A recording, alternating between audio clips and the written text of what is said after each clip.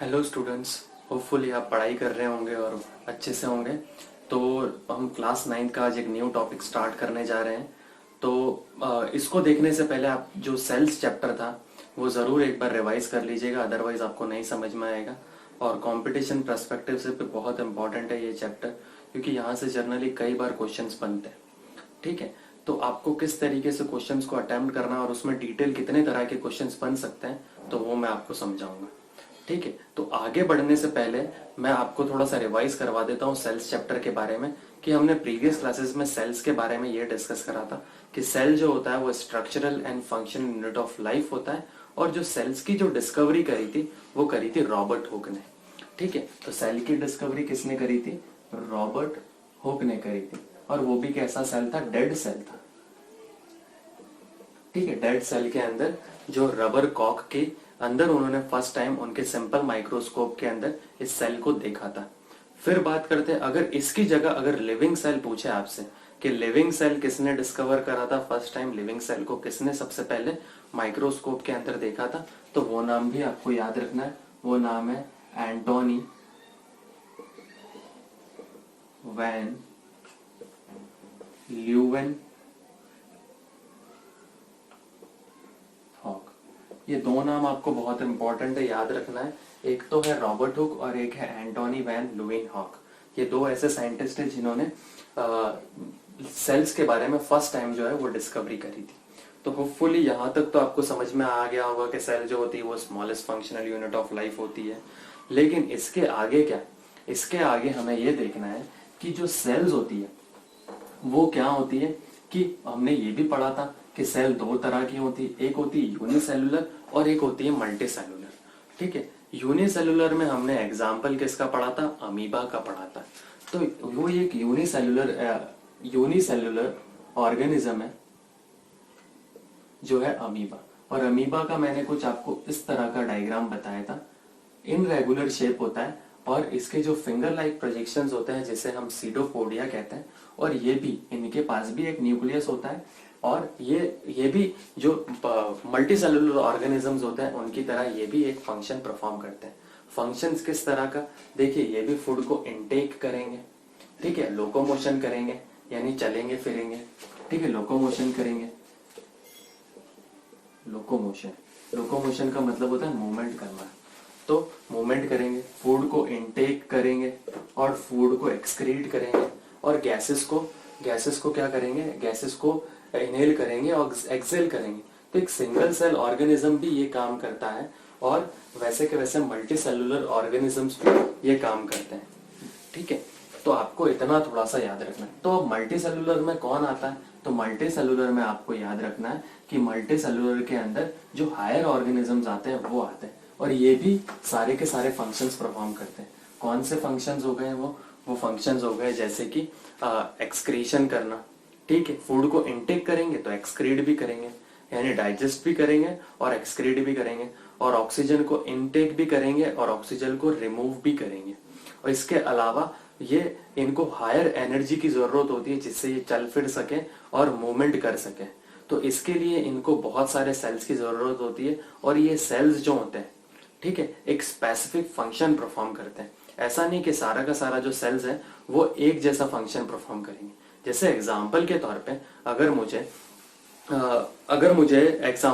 पे अगर human body की बात करें तो ह्यूमन बॉडी के अंदर क्या होता है? मसल्स का कॉन्ट्रैक्शन और रिलैक्सेशन होता है। तो ये मसल्स का कॉन्ट्रैक्शन और रिलैक्सेशन जो है ये भी सेल्स के द्वारा ही हो रहा है, सेल्स ही परफॉर्म कर रहे हैं। लेकिन सेल्स जो होते हैं वो अंदर इनबिल्ड होते हैं और वो क्या करते हैं कि एक स्पेसिफिक, एक पूरा क्लस्टर बनाकर, एक ग्रुप बनाकर एक स्पेसिफिक फंक्शन परफॉर्म करते हैं। तो मसल का कॉन्ट्रैक्शन हो गया, ब्लड का फ्लो हो गया। तो ये दो अलग अलग एग्जांपल्स हैं। जैसे ब्लड का फ्लो होना और ब्लड का फ्लो होना ह्यूमन बॉडी के अंदर, तो ये भी एक एग्जांपल है किसका? सेल, ये भी सेल्स के ही बने होते हैं। ठीक है, तो अभी आपको थोड़ा सा समझ में नहीं आ रहा होगा कि मैं किस चीज के बारे में आपको समझाने की कोशिश कर रहा हूँ। तो पहले देखिए कि एक एग्जांपल है हमारे पास कि ये एक सर्टेन रीजन, इस सर्टेन रीजन के अंदर छोटे छोटे सेल्स हैं। ठीक है, छोटे छोटे सेल्स हैं और ये सेल्स जो होते हैं, सेल्स की ये खासियत होती है कि वो फर्दर प्री एग्जिस्टेंट सेल्स से डिवाइड करते हैं। बताया था मैंने आपको प्रीवियस चैप्टर के अंदर। किसने ये थ्योरी दी थी? शेल्डन एंड श्वान ने ये थ्योरी दी थी कि एक सेल जो होता है वो दूसरे दो सेल्स में, प्री एग्जिस्टिंग सेल्स में डिवाइड होता है। ठीक है, तो देखिए डिवाइड होते गए होते गए होते गए और डिवाइड होकर एक सर्टन रीजन आ जाएगा, उसके बाद ये डिवाइड नहीं होंगे। ठीक है, उसके बाद ये डिवाइड नहीं होंगे, और डिवाइड नहीं होंगे तो क्या काम करेंगे? एक स्पेसिफिक फंक्शन परफॉर्म करने लग जाएंगे। ठीक है, फंक्शन मतलब एक काम करना परफॉर्म करने लग जाएंगे। तो ये इसके बाहर के मैं सेल्स की बात नहीं कर रहा हूं। ठीक है, इसके बाहर जो सेल्स डिवाइड होंगे मैं उनकी बात नहीं कर रहा हूं। इन सर्टेन रीजन के अंदर, इस सर्टेन रीजन के अंदर ये क्या करेंगे? स्पेसिफिक फंक्शन परफॉर्म करने लग जाएंगे, जिन्हें हम कहेंगे टिश्यूज। अब हम इन्हें सेल्स नहीं कहेंगे, इन्हें हम टिश्यूज कहेंगे। मैं यही पॉइंट आपको समझाना चाहता था। जैसे लेट से कि ये एग्जाम्पल के तौर पे ग्रुप ऑफ सेल्स है, ये ग्रुप ऑफ सेल्स क्या करेंगे? स्पेसिफिक फंक्शन परफॉर्म करने लग जाएंगे, स्पेसिफिक फंक्शन परफॉर्म करेंगे। जैसे ह्यूमन बॉडी के अंदर मैंने अभी आपको एग्जांपल बताया था मसल कॉन्ट्रैक्शन का। तो मसल का कॉन्ट्रैक्ट होना, तो सेल्स क्या बहुत सारे ग्रुप में सेल्स बनकर और एक स्पेसिफिक फंक्शन परफॉर्म करना स्टार्ट कर रहे हैं। तो ये किसका है? ये टिश्यू का एग्जांपल है। अंडरस्टैंड? वैसे के वैसे ही मैंने आपको बताया था कि ब्लड भी एक ग्रुप ऑफ सेल्स से बना होता है और एक स्पेसिफिक फंक्शन परफॉर्म करता है। अंडरस्टूड? यहां तक आपको होपफुली समझ में आ गया होगा कि मैं किस पॉइंट पर आने की कोशिश कर रहा हूं। तो आप हेडिंग लगा लीजिएगा यहाँ पर टिश्यू, और ये है चैप्टर नंबर 6। ठीक है, क्लास 9th का, जो सीबीएसई बोर्ड में भी है और आरबीएसई बोर्ड में भी है, और साथ में ये आईसीएसई बोर्ड के अंदर भी है। तो आपके पॉइंट ऑफ व्यू से बहुत इंपॉर्टेंट टॉपिक है कि टिश्यूज क्या है। तो टिश्यूज की अगर आपको डेफिनेशन लिखनी है तो आप लिख लीजिएगा, it is a group of a cell which perform an a specific function. ठीक है, एक स्पेसिफिक फंक्शन परफॉर्म करने लग जाते हैं ग्रुप ऑफ सेल, उन्हें हम टिश्यूज कहते हैं। तो टिश्यूज के बाद क्या? देखिए, अगर ये जैसे देखिए ग्रुप ऑफ सेल्स मिलकर क्या बनाएंगे? टिश्यूज बनाएंगे, और ये एक स्पेसिफिक फंक्शन परफॉर्म करने लग जाएंगे। और ये ग्रुप ऑफ टिश्यूज जब स्पेसिफिक फंक्शन परफॉर्म करने लग जाएंगे तो ये कहलाएंगे ऑर्गन्स कहलाएंगे। ठीक है, अंडरस्टूड? कोई एक ऑर्गन का अगर आप एग्जांपल पूछें तो हमारी बॉडी के अंदर ही कितने सारे ऑर्गन्स है। आई है, फिर है ईयर है, नोज है, स्टमक है, इंटेस्टाइन है, वगैरह वगैरह। फिर उसके बाद ये ऑर्गन्स जब स्पेसिफिक फंक्शन परफॉर्म करने लग जाएंगे, इनके ग्रुप को क्या कहेंगे? इनके ग्रुप को कहेंगे ऑर्गन सिस्टम कहेंगे। जैसे कि ऑर्गन सिस्टम में आपने पढ़ा होगा डाइजेस्टिव सिस्टम, सुना होगा डाइजेस्टिव सिस्टम किन किन चीजों को मिलके बना होता है? ये बना होता है माउथ के बाद होता है ईजोफेगस के बाद स्टमक होता है, फिर स्मॉल इंटेस्टाइन होती है, फिर लार्ज इंटेस्टाइन होती है, फिर एनस होता है। इन सभी ऑर्गन्स को मिलाकर और एक स्पेसिफिक फंक्शन जो परफॉर्म हो रहा है उसे हम डाइजेस्टिव सिस्टम कहते हैं और ऑर्गन सिस्टम कहते हैं। और भी आपने सिस्टम के बारे में सुना होगा, रेस्पिरेटरी सिस्टम सुना होगा, एक्सक्रीटरी सिस्टम सुना होगा, और एक्सेट्रा एक्सेट्रा। फिर ऑर्गन सिस्टम के बाद ये organ system, group of organ system एक स्पेसिफिक फंक्शन परफॉर्म करने लगते हैं, तो उन्हें हम कहते हैं ऑर्गेनिजम्स। ठीक है, उन्हें हम कहते हैं ऑर्गेनिजम्स। ठीक है, यहां तक आपको थोड़ा सा कॉन्सेप्ट पता होना चाहिए, टिश्यू की डेफिनेशन, और ये क्या है जो एक बेसिक सिनेरियो है कि कहां से क्या स्टार्ट हो रहा है और कौन सी चीज क्या मिलके बना रही है और वो क्या स्पेसिफिक फंक्शन परफॉर्म करती है। अंडरस्टूड? अब आपके दिमाग में एक चीज और आ रही होगी कि क्या ये प्लांट टिश्यू, आपने लिविंग ऑर्गेनिज्म में दो ही चीजें पढ़ी है कि एक तो प्लांट होता है और एक एनिमल होता है, तो क्या प्लांट और एनिमल, ठीक है, टिश्यू डिफरेंट है या एक समान है? देखिए, तो अब हमारा यही टॉपिक है कि प्लांट टिश्यू और एनिमल टिश्यू जो होते हैं वो आपस में डिफरेंट होते हैं।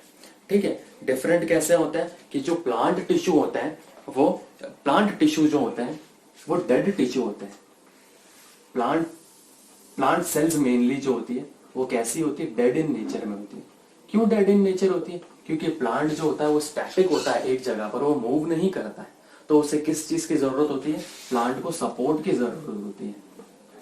ठीक है, तो ये सपोर्टिव सेल्स जो होती है वो डेड सेल्स की बनी हुई होती है, और ये डेड सेल्स जो होती है कंबाइनली फॉर्म करती है डेड टिश्यूज को। वो हम आगे टिश्यू का जब बाइफर्केशन पढ़ेंगे वहां मैं आपको प्लांट टिश्यू का बाइफर्केशन पढ़ेंगे वहां बताऊं।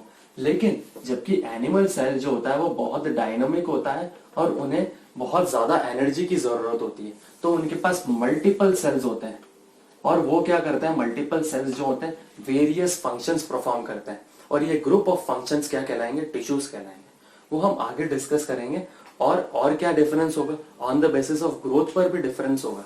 देखिए प्लांट की जो ग्रोथ होती है वो क्या हमेशा कंटिन्यूअसली ग्रोथ होती है, नहीं, प्लांट की ग्रोथ जो होती है वो एक सर्टन रेंज के आने के बाद रुक जाती है, लेकिन जो एनिमल की ग्रोथ होती है वो कंटिन्यूअस होती है। अब आप सोच रहे होंगे कि एनिमल की ग्रोथ तो एक सर्टेन रीजन के बाद आने के बाद रुक जाती है ना। अब जैसे आप कहेंगे कि एक मेल या फीमेल में अगर आप डिफरेंस देखोगे तो एक सर्टेन रेंज आने के बाद उनकी हाइट बढ़ना रुक जाती है। अरे हाइट से लेना देना नहीं है, लेकिन बॉडी के इंटरनली सेल तो डिवाइड हो ही रहे हैं और वो वेरियस फंक्शन परफॉर्म करते हैं। इसलिए ग्रोथ जो होती है वो एनिमल के अंदर कंटिन्यूअसली होती है और वो एनिमल टिश्यूज के अंदर कंटिन्यूअसली ग्रोथ होती है, जबकि प्लांट के अंदर एक लिमिटेड ग्रोथ होती है। तो ये दो डिफरेंस होते हैं on the basis of tissues के बेसिस पे, अंडरस्टैंड। और ग्रोथ के बेसिस पे, ठीक है, ग्रोथ के बेसिस पे हम पढ़ेंगे प्लांट टिश्यू जो होता है वो दो बायफकेट डिवाइड होता है, दो चीजों में डिवाइड होता है। और ये मैं आपको थोड़ा सा ओवरव्यू दे देता हूं कि प्लांट जो होता है ग्रोथ के बेसिस पे टू टाइप्स में डिवाइड होता है, प्लांट टिश्यू, ठीक है। Plant tissue is divided on the basis of growth in two types. One is the, ये बायफर्केशन आपको बहुत अच्छे से आना चाहिए। तो प्लांट टिश्यू का पहला जो बायफर्केशन है वो है मेरिस्टेमेटिक टिश्यू, ठीक है, मेरिस्टेमेटिक टिश्यू। और दूसरा है परमानेंट टिश्यू, ठीक है। अब नेक्स्ट क्लास में मैं ये आपको बताऊंगा कि कैसे ये और भी बायफकेटली डिवाइडेड है ऑन द बेसिस। अभी मैं सिर्फ आपको इतना बता देता हूं कि मेरिस्टेमेटिक जो होता है वो डिवीजन के बेसिस पे, डिवीजन के ग्रोथ के बेसिस पे प्लांट टिश्यू दो भागों में डिवाइडेड है, एक है मेरिस्टेमेटिक टिश्यू और one second is the permanent tissue. जबकि जो मेरिस्टेमेटिक टिश्यू है वो on the basis of division के बेसिस पे डिवाइडेड है। तो हम आगे पढ़ेंगे ये तीन तरह के होते हैं, एपिकल, लेटर और इंटरकैलरी। और परमानेंट टिश्यू जो होता है वो सेल जो होती है फर्दर डिवाइड होने के बाद रुक जाती है, फिर उसको नाम दे दिया जाता है परमानेंट टिश्यू और वो भी एक फंक्शन परफॉर्म करती है, सिंपल एंड देन कॉम्प्लेक्स। और सिंपल में भी तीन तरह की होती है, पैरेन्काइमा, कोलेनकाइमा, स्क्लेरेन्काइमा। और दूसरा फिर हम परमानेंट के अंदर कॉम्प्लेक्स सब डिवीजन पढ़ेंगे, वो है फ्लोएम और जाइलम और फ्लोएम, सॉरी, ठीक है। तो वो नेक्स्ट क्लास में हम डिस्कस करेंगे। तो यूं ही आप रिवाइज करते रहिएगा, कंटिन्यूअसली बुक की हेल्प लेते रहिएगा और कंटिन्यूअसली पढ़ाई करते रहिएगा। Okay, thank you for watching.